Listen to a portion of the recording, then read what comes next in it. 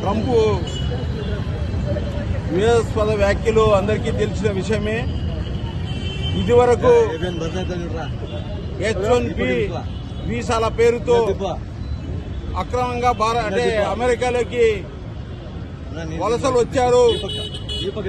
H1B వీసాలను క్రమబద్ధీకరిస్తున్నాం, అక్రమ వలసదారులందరినీ తరిమి వేస్తున్నామన్న పేరుతో, ఉద్యోగాల పేరుతో, ఉపాధి పేరుతో, వ్యాపారాల పేరుతో వెళ్ళినటువంటి భారతీయుల్ని, ఇతర దేశాల వాళ్ళనందరినీ కూడా నిర్బంధించి సంఖ్యలు వేసి మహిళలు, చిన్నపిల్లలు అనకుండా మరి వారి వారి దేశాలకి మరి తరలించడం జరిగింది. దానితో పాటు మరొక ముందే వాళ్ళ కొత్త విషయాన్ని తెర మీద తీసుకుని వస్తుంది. అమెరికా ఆర్థిక వ్యవస్థ సంక్షోభంలో ఉందని, ఈ సంక్షోభం నుంచి అమెరికా ఆర్థిక వ్యవస్థను బయటపడవేయడానికి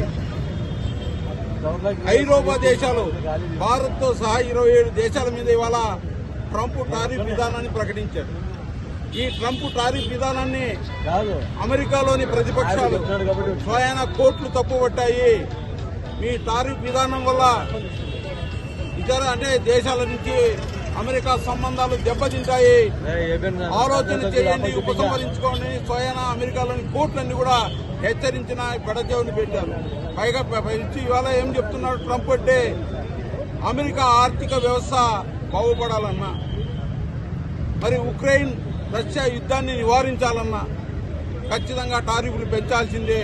అందులో భాగంగానే భారతదేశ ఎగుమతులు దిగుమతుల మీద 50% సుంకాన్ని విధిస్తానని వివాదాస్పద వ్యాఖ్యలు చేసి అమలు చేసే ప్రయత్నం చేస్తా ఉన్నాడు. అందుకోసమే ఇవాళ భారతదేశ వ్యాప్తంగా వామపక్షాల ఆధ్వర్యంలో ట్రంప్ టారిఫ్లకు వ్యతిరేకంగా ఇవాళ నిరసన వ్యక్తం చేస్తాను. ఇప్పటికైనా సరే భారతదేశం అమెరికాతో ఉన్నటువంటి సంబంధాలని పునఃసమీక్షించుకోవాలి. ఇతర దేశాలతో, ముఖ్యంగా చైనాతో, రష్యాతో సత్సంబంధాలు కొనసాగించాలి. ఎగుమతుల మీద, దిగుమతుల మీద, విదేశాంగ విధానం మీద సమీక్షించుకుని ముందుకు పోవాల్సిన అవసరం ఉంది.